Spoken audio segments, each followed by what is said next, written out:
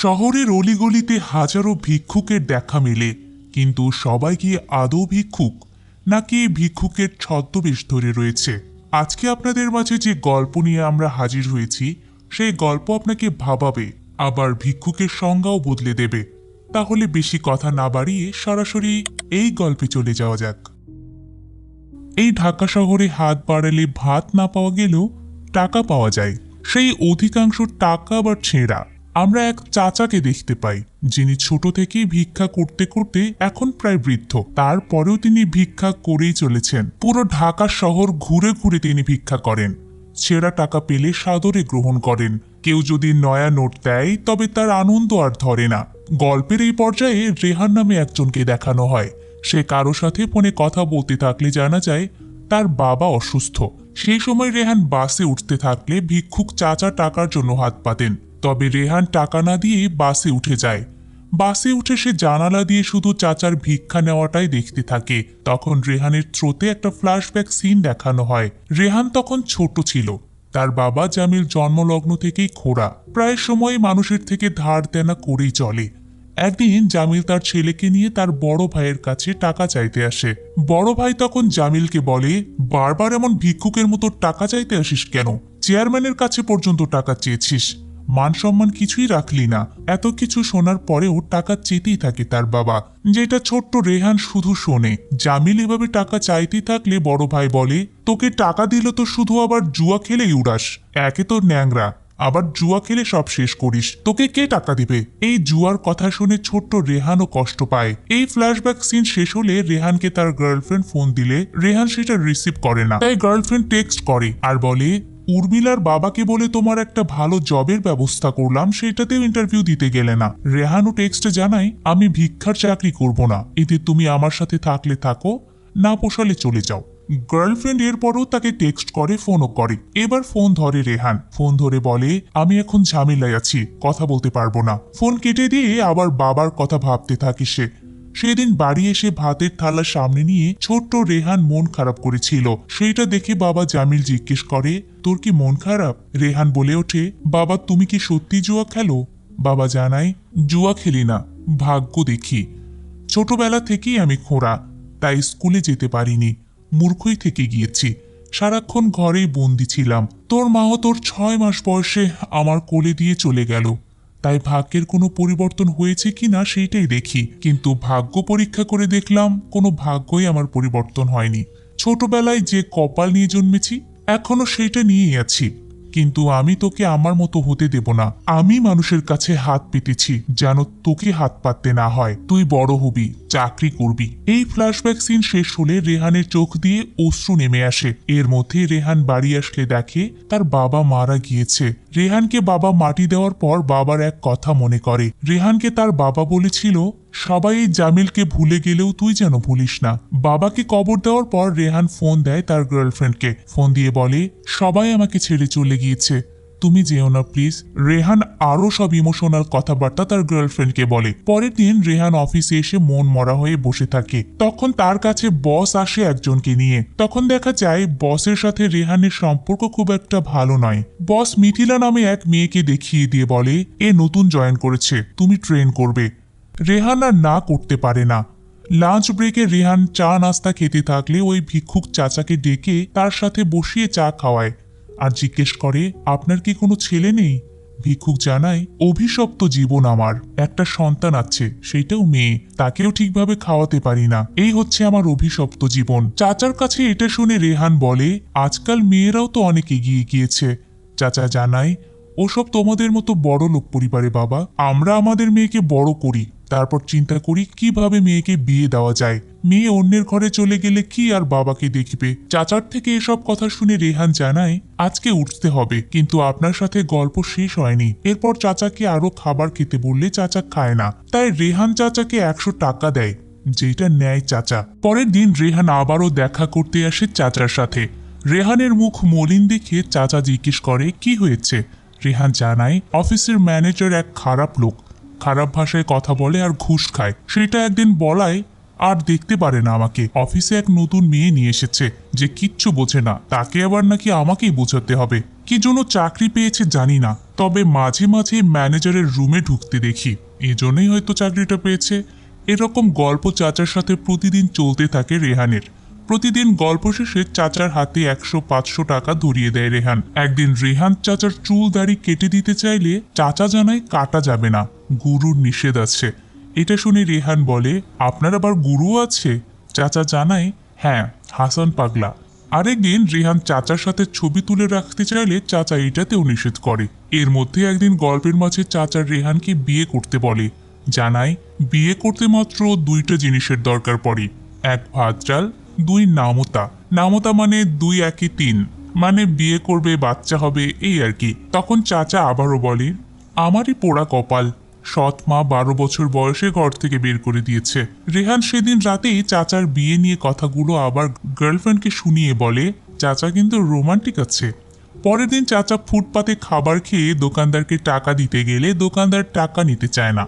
চাচা তখন টাকা দিয়ে বলে, আমি কি ফকির নাকি? সেদিন রাতে চাচাকে চুপি চুপি একটা দামি হোটেলে আসতে দেখা যায়। সেখানে তার আলগা চুল খুলে ফেলে গোসল সেরে গাড়ি নিয়ে বাড়িতে আসে। তখন জানা যায় চাচা ফকির হলেও বড় লোক, বাড়ি গাড়ি সবই আছে তার। নাম হচ্ছে জাহাঙ্গীর। বাড়ি আসলে দরজা খোলে মেয়ে। মেয়েকে দেখে অবাক হয় জাহাঙ্গীর।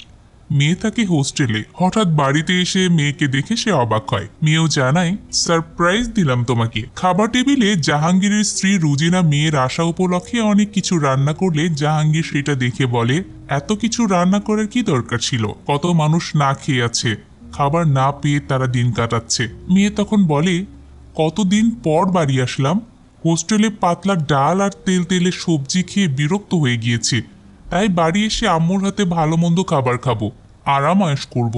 তুমি কিনা এখনো কিপটামি করছো?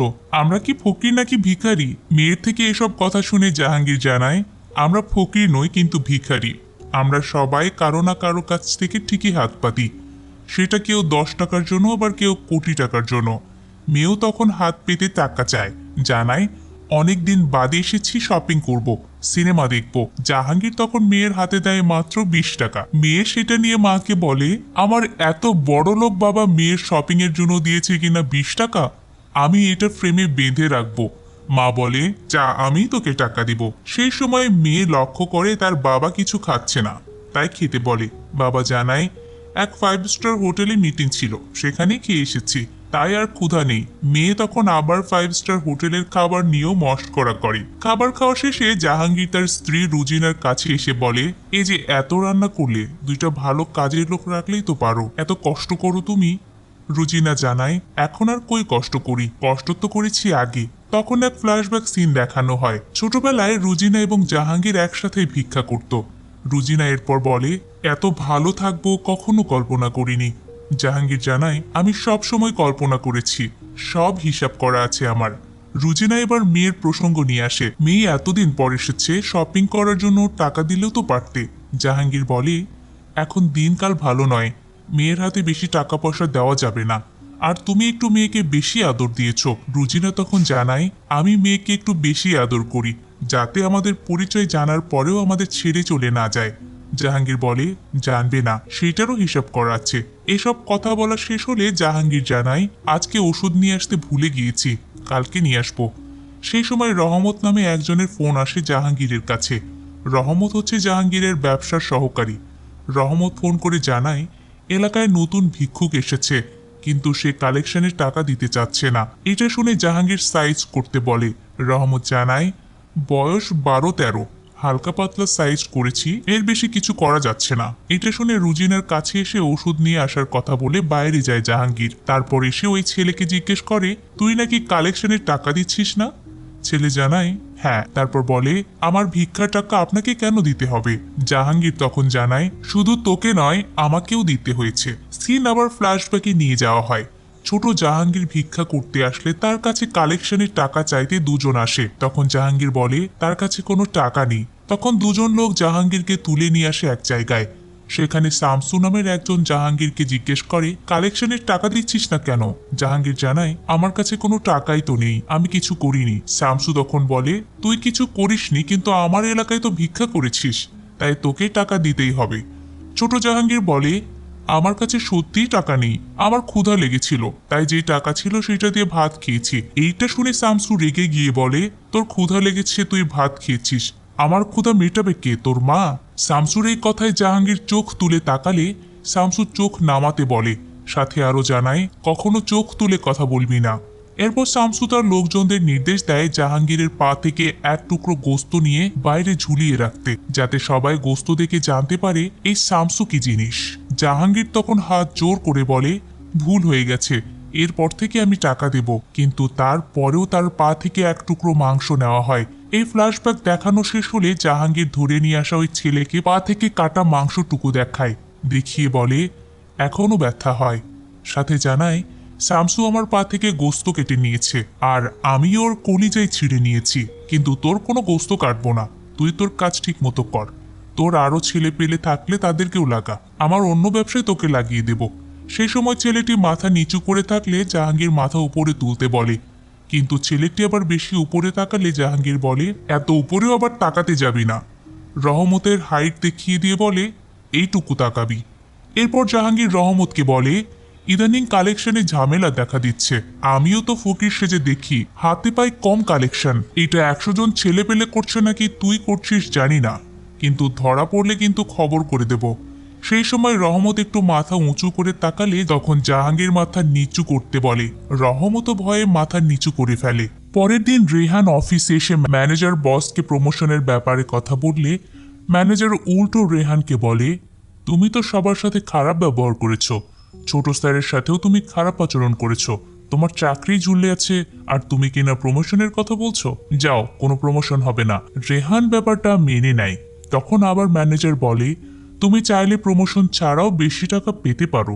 রেহান জানায়, আপনার মতো ঘুষের টাকা আমার লাগবে না। ম্যানেজার এবার মিথিলার ব্যাপারে জানতে চাইলে রেহান বলে, তাকে বোঝানোর চেষ্টা করছি, কিন্তু কিছুই বোঝে না। কি জন্য চাকরি পেয়েছে সেটা ভালোভাবে বুঝেছি, কিছু না পারলেও আপনার রুমে ভালোই সার্ভিস দিচ্ছে। ম্যানেজার জানায়, তুমি যা ভাবছো সেটা নয়। কিন্তু রেহান আর কোনো কথা না শুনে বাইরে যায়। সেদিন অফিস শেষে আবার গল্প করতে বসে জাহাঙ্গীর চাচার সাথে। জাহাঙ্গীর আবার ফকির সেজে আসে, এসে রেহানের মলিন মুখ দেখে জিজ্ঞেস করে, কি হয়েছে? রেহান জানায়, অফিসের ঝামেলা। সেই সময় রেহান সিগারেট ধরালে চাচা অনুমতি নিয়ে জিজ্ঞেস করে, তুমি কবে থেকে সিগারেট খাও? রেহান জানায়, এসএসসির পর থেকে, হবে 10-12 বছর। এইটা শুনে চাচা জিজ্ঞেস করে, তোমার প্রতিদিন কত টাকা সিগারেট খেতে লাগে? রেহান জানায়, 200 টাকা, মাসে 6000, বছরে 72,000। এবার চাচা বলে, টাকা খরচ করে ফুসফুস নষ্ট করছো কেন? এই যে অফিসে এত কষ্ট করো, সেই টাকা দিয়ে কি না কলিজা পচাচ্ছ? চাচার এই কথাতে সিগারেট ফেলে দেয় রেহান, জানায়, আর কখনো সিগারেট খাবো না। খুশি হয়ে নয়া 20 টাকার নোটও দেয় চাচাকে। চাচার নয়া নোট পেয়ে বেশ খুশি হয়ে যায় আর সেটা পকেটে রাখে। তখন রেহান বলে, আমি আপনাকে 500-100 টাকা দিয়েছি, কিন্তু এত খুশি হননি, কিন্তু আজকে 20 টাকাতে এত খুশি হলেন কেন? চাচা জানায়, আমার নয়া টাকা ভালো লাগে। সাধারণত ফকিরদের সবাই ছেঁড়া, পুরনো এই ধরনের টাকাই ভিক্ষা দেয়, যেটা মানি ব্যাগেও রাখা যায় না। আর নতুন টাকা দেওয়া হয় ঈদের সময়, যেটা মানুষ খুশিতে দেয়। তাই কেউ যদি নয়া টাকা দেয় তাহলে ফকির আর বড় লোকের মধ্যে পার্থক্য পায় না, সমান সমান লাগে। এজন্য নয়া টাকা পেলে আমার বেশি খুশি লাগে। চাচার কাছ থেকে এই কথা শুনে খুশি হয় রেহান। সেদিন গল্প শেষ করে চাচার কথা অনুযায়ী বাকি সিগারেটও ফেলে দেয়। রেহান চলে যাওয়ার পর চাচা তথা জাহাঙ্গীর টাকার গন্ধ নেয়। সেদিন জাহাঙ্গীর তার ফকির বেশ মুছে ফেলে বাড়িতে আসলে মেয়ের দিকে শুধু তাকিয়ে থাকে। মেয়ে তাই জিজ্ঞেস করে, কি হয়েছে বাবা? বাবা জানায়, তুমি দেখতে দেখতে অনেক বড় হয়ে গেলে মা, তোমাকে নতুন লাগছে। মেয়ে তখন বলে, তুমি আবার সব বাবাদের মতো বলে বসো না যে মেয়ে বড় হয়েছে এখন তার বিয়ে দিতে হবে। আমাকে নিয়ে তুমি ভেবো না, দরকার হলে আমি পাত্র নিয়ে হাজির হব, তোমাকে এসব নিয়ে ভাবতে হবে না। বাবাও বলে, তাহলে তো ভালোই হয়। পরের দিন রেহান ভালো মেজাজে মিথিলাকে প্রশিক্ষণ দেয়। মিথিলা ম্যানেজারের রুমে ঢুকলে সেটাতেও তার যেন কোনো আসে যায় না। এমনকি প্রতিদিন সে জাহাঙ্গীরকে নয়া টাকা দিতে থাকে। জাহাঙ্গীরও খুশি হয়। একদিন রেহান জাহাঙ্গীর চাচার ভিডিও করতে থাকলে জাহাঙ্গীর সেটাতে নিষেধ করে, জানায়, এসব ভালো না, তাই ডিলিট করে দাও। রেহান জানায়, পরে করব। সেদিন জাহাঙ্গীর বাড়ি এসে রুজিনাকে জিজ্ঞেস করে, মেয়ে তো বাড়িতে অনেকদিন থাকলো, হোস্টেলে কবে পাঠাবে? রুজিনা জানায়, ভাবছি মেয়েকে এখানেই রেখে দেব, সে ছোট থেকেই হোস্টেলে বড় হচ্ছে। আর কত, আমারও তো তার জন্য মন পড়ে, তাই আর পাঠাবো না ভাবছি। এইটা শুনে জাহাঙ্গীর বলে, মেয়ে আমার লুঙ্গি পরা পছন্দ করে না, যদি আমার ব্যাপারে জেনে যায় তাহলে কি হবে? রুজিনা তখন বলে, এখন তো আমাদের আর টাকা পয়সার অভাব নেই, আবার ব্যবসাও করো তুমি, এই ভিক্ষা ছেড়ে দিলেই তো হয়। জাহাঙ্গীর জানায়, পোশাক পরিবর্তন হলেই তো আর মনের ভেতরটা পরিবর্তন হয় না, ব্যবসার জন্যই আমার এটা চালিয়ে যেতে হবে, তাই ভেবেছি মেয়েটাকে বিদেশে পাঠাবো। বিদেশে পাঠানোর কথা শুনে রুজিনা রাগ করে জাহাঙ্গীরের কাছ থেকে চলেই যায়। সেই সময় মেয়ে চলে আসে জাহাঙ্গীরের কাছে, এসে বলে, তোমরা পারো বটে, এই ঝগড়া করো আবার এই ঠিক হও, তোমাদের ভালোবাসার ম্যাজিকটা কি বলো তো? তোমরা সবসময় এক থাকো। জাহাঙ্গীর জানায়, কখন কারে ভালো লেগে যায় সেটা তো আর বলা যায় না, একবার ভালো লেগে গেলে তখন আর কিছুই করার থাকে না, তোদের এসব অঙ্ক দিয়ে এসবের বিশ্লেষণ করা যাবে না। মেয়ের পর বলে, তোমরা তো হ্যাপি কাপল, ধরো আমি দুজনকে ভালোবাসি, সেই দুজনের একজন হচ্ছে অনেক সৎ আর অন্যজন অনেক বিত্তশালী, আমি কাকে চুজ করব বলো? বাবা জানায়, সৎ ব্যক্তিকে, টাকা তো সারা জীবন নাও থাকতে পারে, আবার একজন বড় লোক কিভাবে হয়েছে সেটাও দেখতে হবে, হঠাৎ করে তো আর কেউ বড় লোক হয় না, তাই বড় লোক কিভাবে হলো এইটা যাচাই বাছাই করা উচিত। বাবার এই কথাতে হাসি মুখে মেয়ে বলে, তাহলে তোমার বড় লোক বনে যাওয়ার ব্যাপারটাও খতিয়ে দেখতে হবে। মুহূর্তে জাহাঙ্গীরের মুখ মলিন হয়ে যায়। পরের দিন রেহান অফিসে দেরি করে আসলে দেখে তার ডেস্কে মিথিলা বসা। দেরি করে আসায় ম্যানেজারকে সরি বললে ম্যানেজার উল্টো জানায়, তোমার আর অফিসেই আসতে হবে না, তোমার জায়গায় এখন মিথিলা বসবে, তোমার চাকরি চলে গিয়েছে, তুমি গতকালকেও ছোট স্যারের সাথে খারাপ ব্যবহার করেছো।